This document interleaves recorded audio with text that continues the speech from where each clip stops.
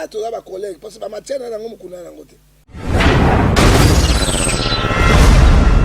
bango tout baté kana na corriger ka bango hein na yebi le temps de la fin na yebi biblia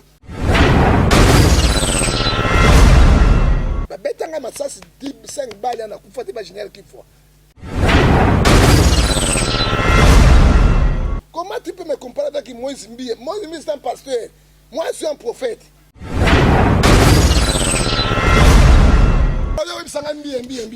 Live ya papa mboyo. Alors teka moi ça na kuki bana 18 ans. Voilà na mwana rote yango ti. Surtout comment moto kwa Denis Sesang. Ya moko azali pas zaidi ngoma. Hein? Oka muto noir. Alongwe pas zaidi ngoma. Akeye pa ya papa ya kufaki wamba wa wamba. Na soka msuba na télévision wa ngai propoka ba nema sekateni. A touché ata so mon côté. Quand on parle de chef de l'État, les gens qui sont direct caméra nga kufuna bato belé. Hein? Mais là au parlement de Zelango. Parce que le Parlement doit démontrer parce que la caméra attend le président 128 fois. Ma camonio sur les titres de Parlement. Alors le président a ramassé sur deux chambres à Parlement. Sur les deux chambres à Parlement, tout a été bien. Au sein de l'autre côté. Nous sommes à Kinshasa, la capitale de la République démocratique du Congo. Bienvenue à tous. C'est votre Vasco de Gama, Mystère Soin Taïbo. Je dis merci à mes amis, hein, pourquoi pas à mon ami patron Henri Longo Modogo Moutoumoro bien, pourquoi pas Nancy Bele, Wanilo va moi Sinzambe, moi si Londres et Foukamela, Libanga Oyara, moi Mystique, Titi Étoile au-delà de la cible. Encore une fois, merci pour tout. Karine, Kabea, Kabea Logie. L'abondance ne nuit jamais. Le bonheur, c'est juste un petit sourire. Karine Kabea, Kabea Logie, balobi moi c'est au Canada et Pamboli et Tomboa Semeli. Merci encore à ma sœur Gypsy Ngondala canadienne, pourquoi pas à Nico Baramoto, n'a pas su mbote Steven Longo Mondeko. La famille est sacrée. Lelo nazali susu na plaisir ya koyamba Pasteur Ngefa dans to solo la. Na thème du jour na biso eza la politique de l'alliance et la démocratie. Pasteur Ngefa, bonjour. Bonjour ndeko to banda na Nzambe parce que Nzambe ne mosimbi makambo. Tata to bandi na yo to sukisa na yo. Lokuma sanjole zonge pa na yo. To tiki Vasco de Gama maboko na yo. Tutiki ba kongomanya suma boko na yo ko lo pesa ibwanya sagesse science intelligence tout na yote pa na yo banana biso pe sukisa na biso na komo na Yesu Masia amen amen. Pasteur Ngefa chokoli londe mokonzi balobe loko ibomaka avato kota to sala entraîne na biso Pasteur Ngefa Pasteur Ngefa losako likolo na lokolo iko mama ndenge moko mezelo ko moko likolo na lokolo na lokolo bakomaka ndenge moko mezelo ko moko Pasteur Ngefa losako soki mungu eleki na bilia kokanisa te ke mama ebi kolamba te ezali accident. Pasteur Ngefa losako molai ya mai bamekaka na nzete polise ekoma na mai ya monene te. Pasteur Ngefa losako asuka bitumba soki ezobunda na zamba mjoko mibale eza nde banzete ya mike nde eza basacrifice pesa mibale te. Pasteur Ngefa losako esika mabanga ezali kokutana soki maki ekoti nyonso epanzani ekei yasuka yango losako chokoli londe mokonzi. Pasteur Ngefa, merci encore une fois. Donc on a dit que oza mpaya et pas abonné pe internautes na bisoté lelo na sepela qui vraiment to parler sur thème et la politique de l'alliance et la démocratie. Pourquoi?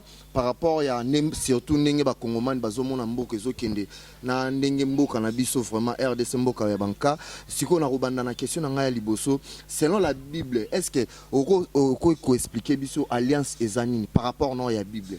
Bon alliance bon Nzambe asaki alliance na Israël ezali boyokani ya Nzambe na ekolo songolo parce que ezali ekolo nyonso te Congo ezali ekolo France ezali ekolo Belgique ezali ekolo. Mais alliance yoyo toujours balolo ya Biblia Nzambe asalaki yango na Israël tout juste na libota na David nde babengi boyokani.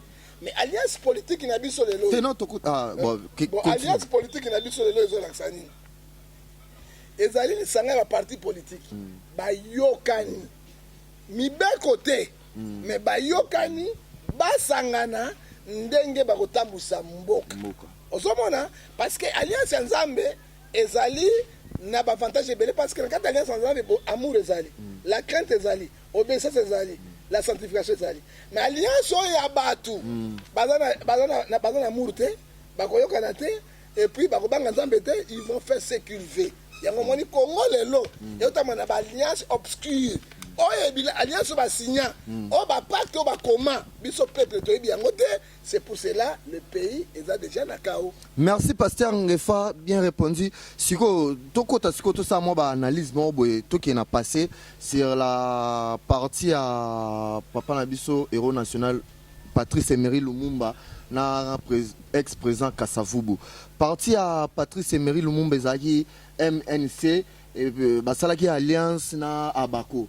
Pour tout le monde qui est non la présidence na député ba votaka na 59 tout le monde qui est non parti ya Lumumba nde gagné qui mais bango ne Lumumba nde mutu andimaki abimisa yazwane nini primature apesa papa na mokonzi na biso nani Kasavubu président ya parti Abako apesa présidence pour ya ayeba ki non yende mutu a diriger mais tout le monde qui mbutu ti et comment qui ti mobutu ya ko sala coup d'état est-ce que okoki ko tout ça la analyse alliance ya Abako na MNC mais effectivement ce qui le mouvement ebaki a gagné qui basaki alliance ezali ba règlement d'intérêt ba signé qui oyo balobaki mais motazaki majoritaire ezaki Abako attention le mouvement a une influence mais motazaki pina majoritaire na parlement voilà.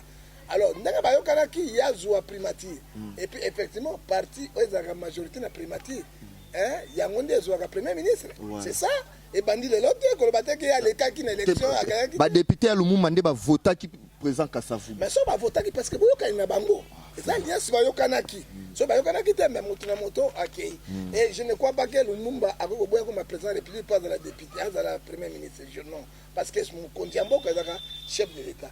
Alors tango ba continue ba alliance alliance nyonso sukaka mabe alliance nzambe neza normal et que neki mbutu tango kana mbutu ba mindele betize mobutu abeti coup d'état akangio et pas kangio alliance tokepe ya FCC na cash te toko mana kuna te to kende toko mana si ça non sur Lumumba na nen pour comme ça toko tasiko na alliance ya Musée Laurent Désiré Kabila na ba Rwandais mais c'est ça ne ba kende mbutu nde mobutu ayego bima tango mobutu ayego bima ayiko neutraliser bango nyonso mibale tata moko parti moko mokonzi moko ekolo moko oyo maintenant 32 ans de pouvoir alors alliance soki ezangi nzambe na boyoka na solo ebebaka kaka ebizaka mbutu. Troisième alliance pour na bakongomani eza alliance oyo to biso bakongomani sera zayeba to bande ko luka libération mais to mona Musée Laurent Désiré ayaki na entrée na e asalaki alliance na ba Rwandais na ba Ougandais na ba Zimbabwe par rapport pour ba ya ba PC force ba bengana alliance wana papa Ngefa Pasteur John Pasteur Ngefa omonaki ekendaki ndenge ni papa to ya pa na nzambe Matthieu 11:28 makanisi ya bato esukaka pamba peza mabe pona Laurent Désiré Kabila abengana Mobutu il fallait asala alliance na bakongomani tozali 85 millions d'habitants beaucoup fazo ba jeune wana abengana bango ayi kosala alliance lelo oyo abengi alliance moko diabolique na kati ya alliance diabolique oyo maréchal oyo papa oyo nasalaki nde ememi pays na kao otomoni bato toyi bango te bakotela biso ba Rwandais ba Burundi Buganda ta alliance Laurent Désiré Kabila James Kabare chef d'état-major awa Rwandais totuni abi congolais yo ministre ya défense na Rwanda ta la alliance Kabila salaki ministre ya affaires étrangères babengeni nani oyo Bizimakara c'est Rwandais batuni congolais yango amemaki ta la alliance Kabila yaki yango baile biso ba poison baile biso bondoki ko boma nyonso alliance yango lelo mboke ke wapi mboke zana kao alliance moko mabe oyo pesi malamu te oyo comme si mboka la na kao ezali alliance oyo Kabila de père asalaki na Rwanda na Buganda na Burundi yango mboka lelo oyo esibi tofanda sikoyo na alliance ya suka oyo biso tokomono oyo ezali alliance ya FCC Cash tango tokoloba FCC Cash tozomona président Félix Antoine Tshisekedi na ex-président Joseph Kabila. Alliance wana ndengo zomona ezokende. Est-ce que vraiment eza na mikolo ebele ezala esuka le roi ba alliance passé te?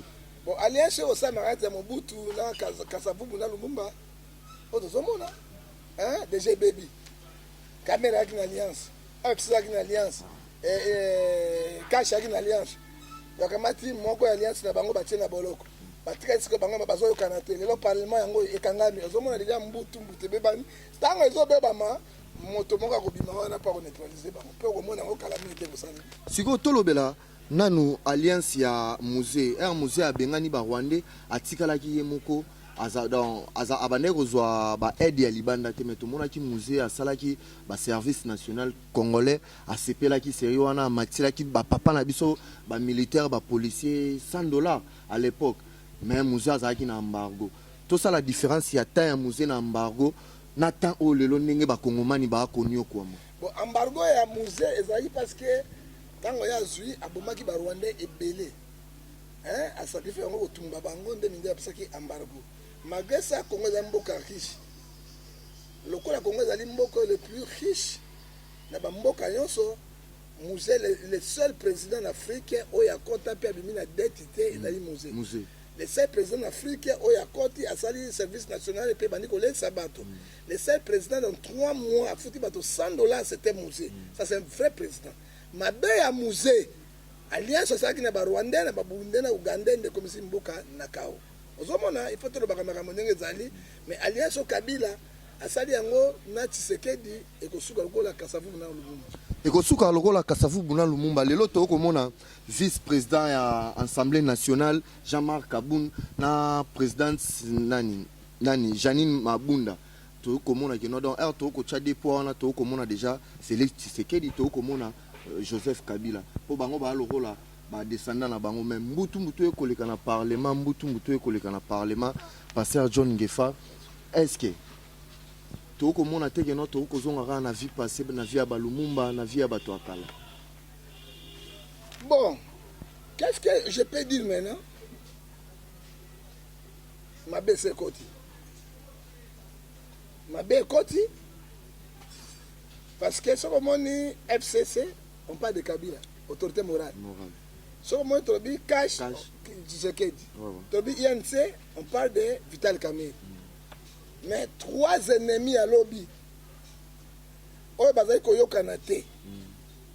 Koliana te, kobomana. Nde bayokani ba mema mboka. Mboka na kotambola ndenge. Ezo ba mibi misato. Bayibi diamant munene. Baotina ngo tiba koteka ngo bute kome bongo na nzela.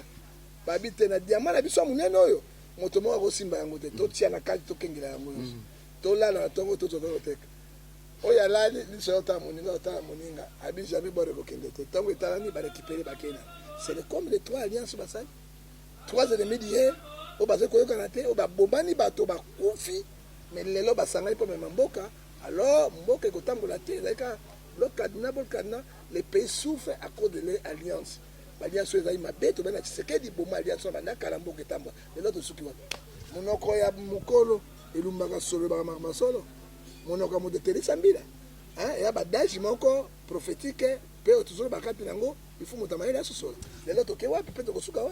Merci Tolo Bela surtout to vandelika ka alliance mais tolobaki na thème na biso za la politique de l'alliance et la démocratie. Tout de la démocratie. Le lot tout monaki nini président à Sénat, na président à Assemblée nationale. Tout moni ba boyaki makambu oyo mokonzi amboka Félix Tshisekedi alobaki. Est-ce que eza démocratie to eza président Tshisekedi baza komona ele ko la présidente to eza chef na bango nde muto azokoyebisaka bango ke non eza yete zanga bayoka boyoka ete boyoka. Moni le chef d'État reste le chef de l'État. Merci.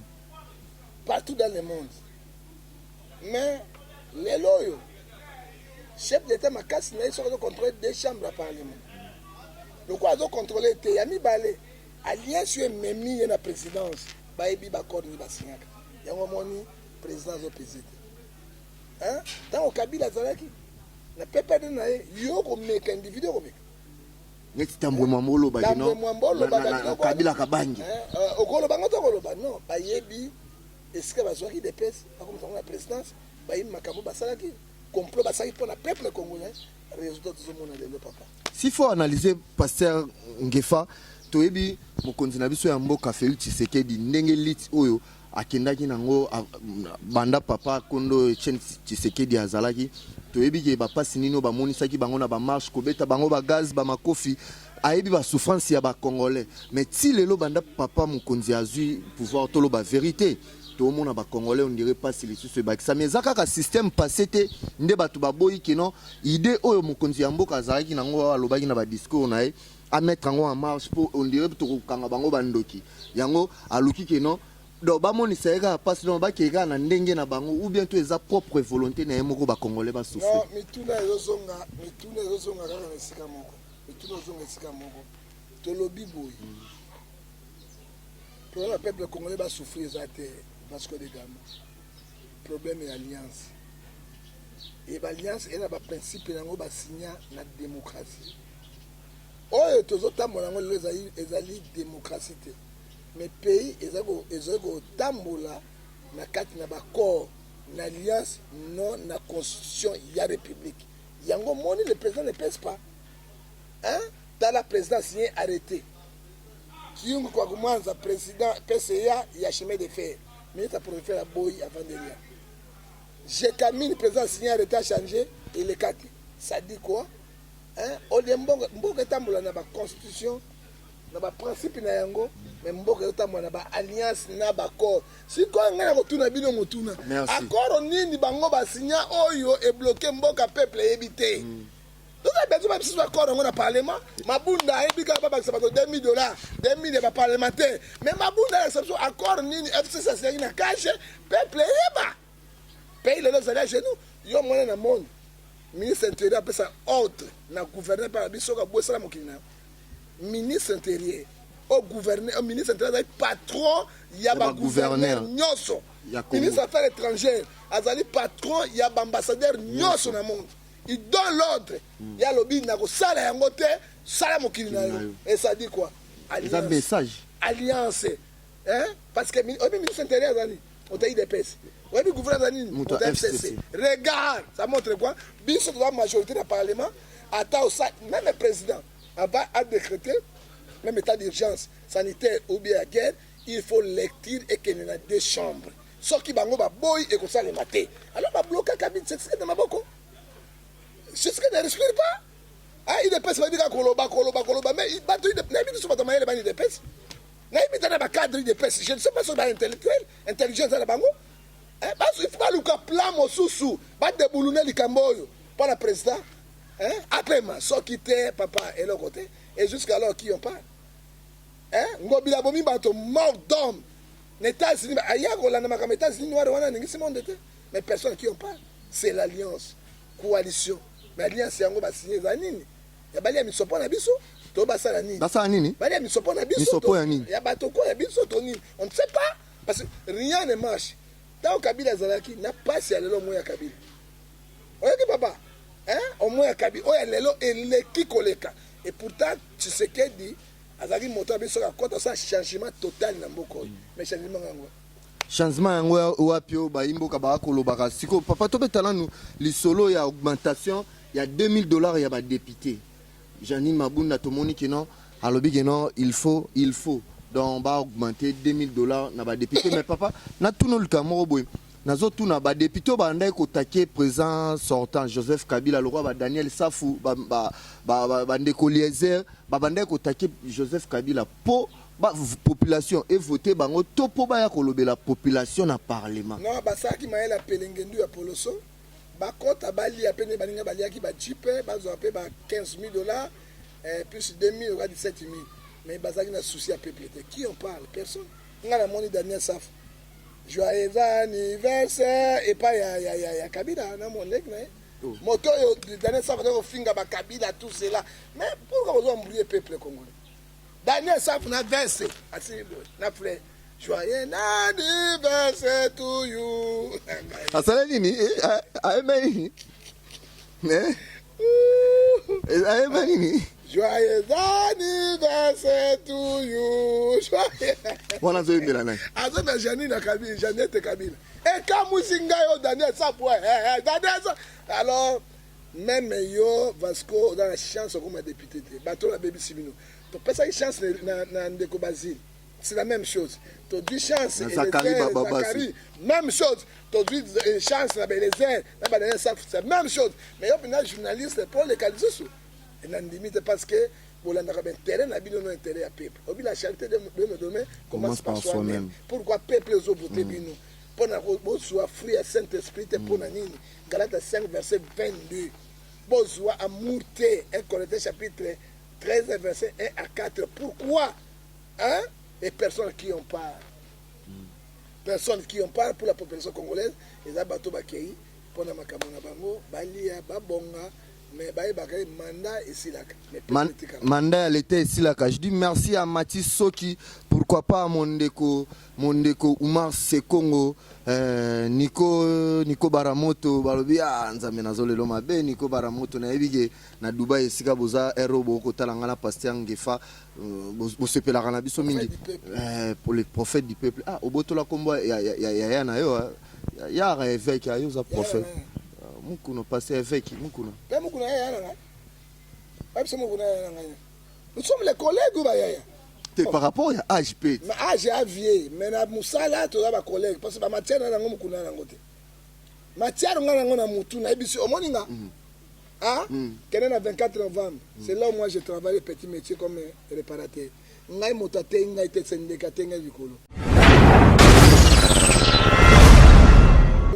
C'est Dieu qui m'a envoyé. Dans une inspiration terrible. Et puis, dans un cours d'anthropologie, anthropologie, et puis dans un cours d'anthropologue, eschatologie. Aux hommes, tant que vous avez corrigé le temps de la fin, la Bible. Et tant que vous avez cours ça défend dans cours d'eschatologie. Et professeur Mbouibou Kondi, des grands professeurs universitaires, pourquoi ils défendre la cour parce que nous avons prophète. Aux hommes, nous avons prophète au Bambara du Bamba Bambate. On a la capacité de Zambie à Pessina. Nous avons des catégories, Moutouté. Bah, betanga masasi 5 balles na kufate ba général qu'il faut. Hein? Ba pasteur nga bazali. Na kanga na Bible na tena tolo. Tata du faut elle là té. Attention, so bisanga to vient non papa. Hein? Papa robota mwana. Atangisi mwana papa azu diplôme de mwana comme professeur université. Attention, elle a ba capacité de ba pesa rabato. Donc pasteur makam to fana na ngamba ba pasteur le mana ko bimisaneti ba passer na biso ba sala ka succès mingi na internet o kaneti je na Moïse Mbi evmaye wana pe tu pesi pe Bible na yo poko ki. Est-ce que vous comprenez na bien ngana so comprendre Bible? Comment tu peux me comparer avec Moïse Mbi? Moïse Mbi c'est un pasteur. Moi je suis un prophète.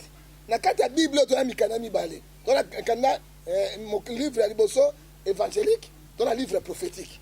Dans le livre prophétique, Moïse Mbi na okata mukolo moko asimba ba sauter, asimba ba trompette te, asimba 70 semaines à Daniel te, asimba statue à Daniel te, ya David ya Daniel te, asimba ba unité.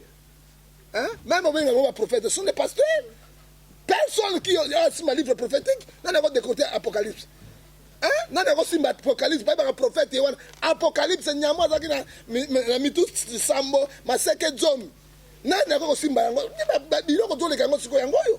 Hein? Yo comparer ngo bina mbi ni. Ni nga psambude mbi ko. Mbi avani ote. Papa, so la bi yo va passer. Hein? Okabatika mwasi wana atangali makila pendant 12 ans. Bambi batanga batanga yango te. Tanga zaina kondima asimbela mba Yesu abikisami. Wana ko passer.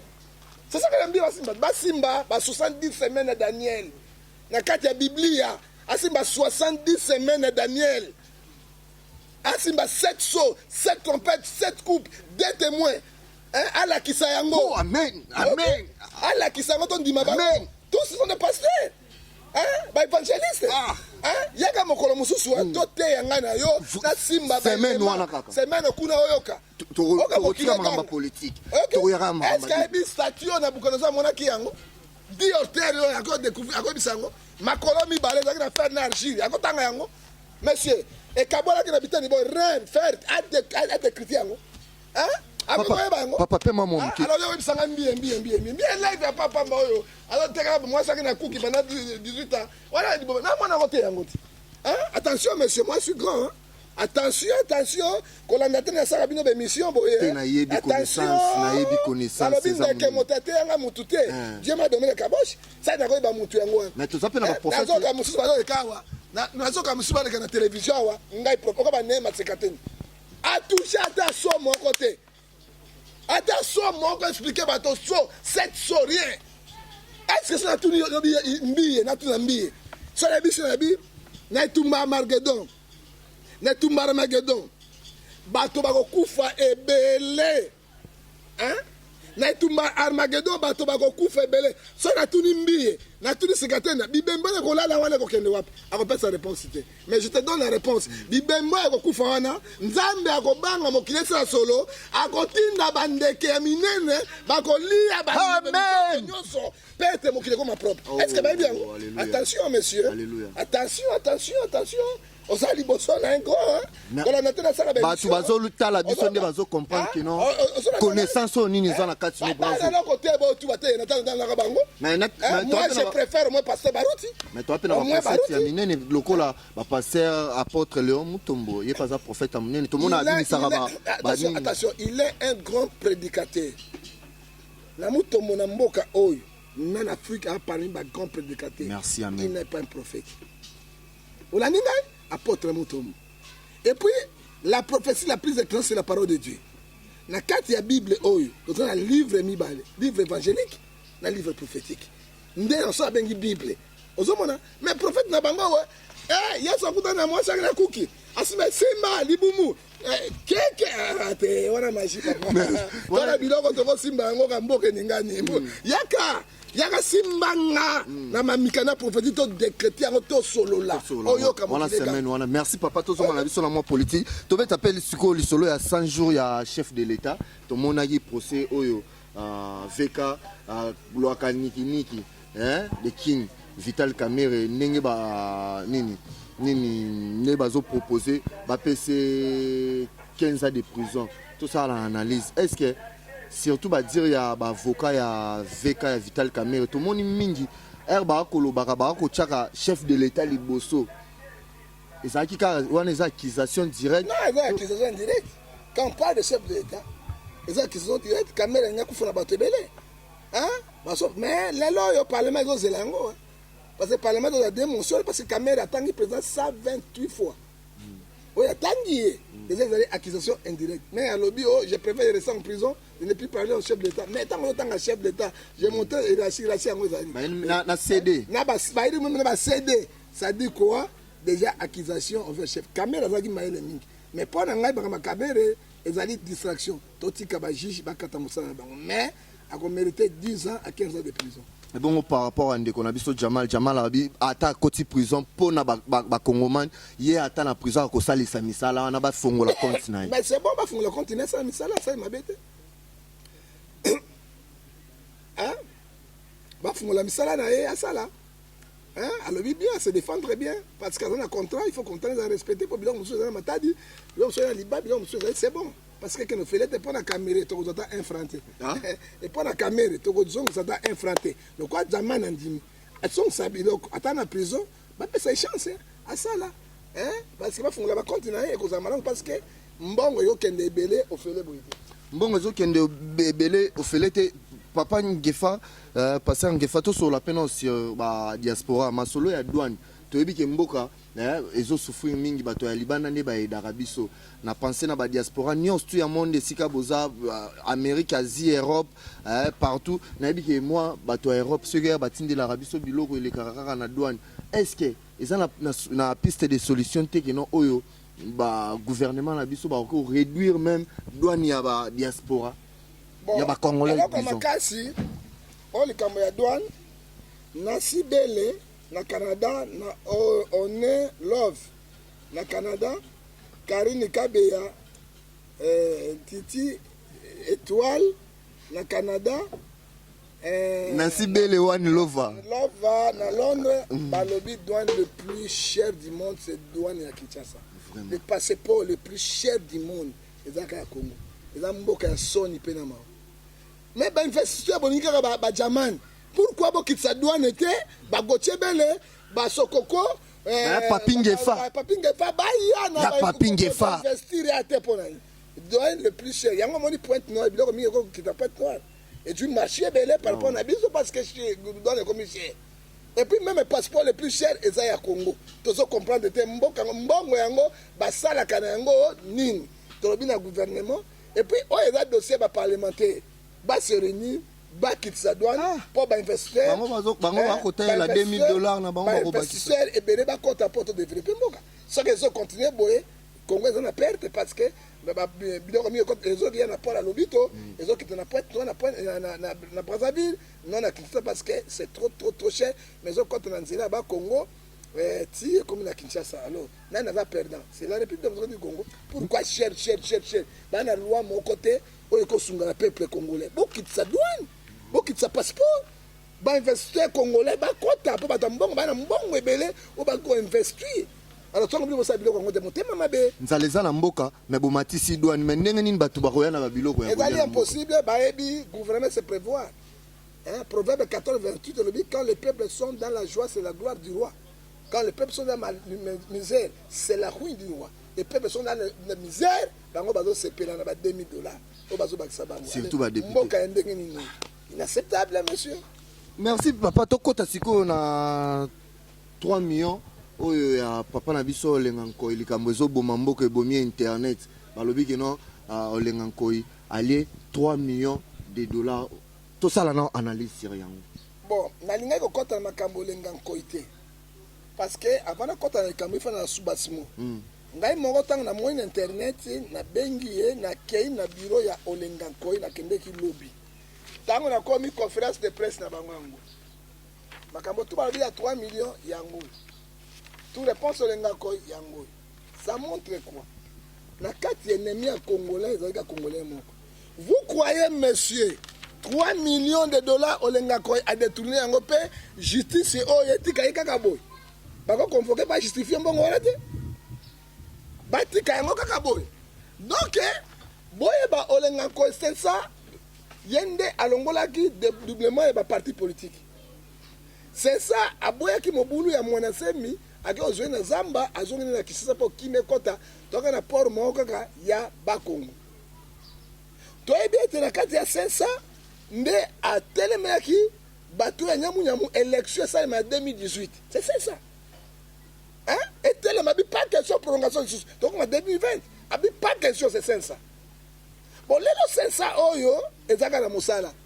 loko amoni olenga nkoi na Tshisekedi bazoyoka na bien il faut batia bango mbutu nani asali ka oyo ezali ONG moko ezali nani ONG ya baluba otolobi Floribert Mutuba ye ONG nende akikobimisa biloko ya lokuta nakoyi biso lelo boye olenga nkoi bafutaka bango te voiture olenga nkoi atambolaka yango ezali ya leta te ezali privé alors bureau ya 500 ezali bureau ya olenga nkoi privé eza ya gouvernement ya ye moko privé na misa mosusu asalaka nde asungaka mwa basalaire na biloko ya bato lelo adetourne 3 millions de dollars yango mboko kaka ba millions et rôle ya pouvoir ni rôle ya gouvernement ya baprocureur ezali nini papa oyo Floribert Muteba akeki koyokana na plan ya Dani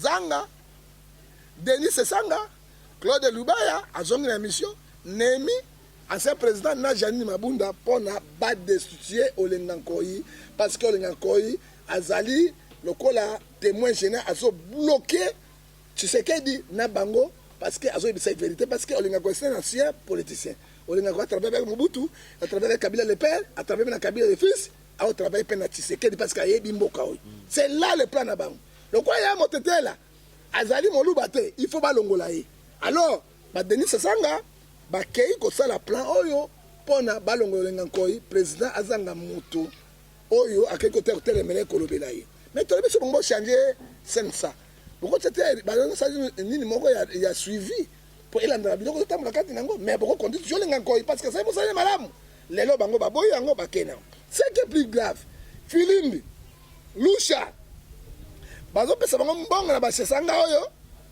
mpona kobimisa makambo olenga ko tozala baimage na biloko nyonso nde bapesa bango bambongo mpo batema estce lusha na filimbi batikali kodefendre mboka côté ya civil to bakoti lokola bajusi nous disons rien nyonso oyo ezali coterie tribal oyo liau alobaki na yango soki tokamati moto kwa Denis Sesanga ya moko azali mpe azali ngoma oka mutono wana alongwe mpe azali ngoma akeye pa ya papa oyo akufaki wamba wa wamba kaka na CD wana alongwe na wamba wa wamba akome pa ya Jean-Pierre Bemba na Lamuka alongwe pa Jean-Pierre Bemba akome pa ya Kabila alongwe pa Kabila deja azali depese mais moto ya ndenge oyo ya kasi bapesa ministre wana nani wana Denis Sanga akasi akoma ministre akope ministre nyonso katremo baluba na baluba est-ce que mboka etambolaka na tribalisme to mboka etambolaka bato bayebi mosala batombola économie ya mboka batombola mboka tala conflit oyo baprépare mpona kodestituer président Olenga Nkoyi parce que président Tshisekedi jusqu'alors il est d'accord avec lui parce que ozomona mosala na ye malamu esali bango baningi Tshisekedi asata na moto moko pembeni te faut bakabona na kameli faut bakabona bato nyonso atika la ville pour pas frapper nous disons non Olenga Nkoyi n'a pas détourné 3 millions de dollars et ça le coûta il n'est pas payé par 500 bureau na ye ezali bureau privé ya Olenga Nkoyi lui-même privé camion tambolaka nango eza ba camion na personnel eza ya société et puis makambo asalaka ezaka personnel tala conférence de presse na bango yango yo makambo nyonso ezali mais na 3 millions de dollars mbongo toyebi ya frais de fonctionnement pesaki ye 200 millions de francs congolais vaut ya 100 000 dollars nde na frais de fonctionnement ya 500 oyo bapesaki non 3 millions de dollars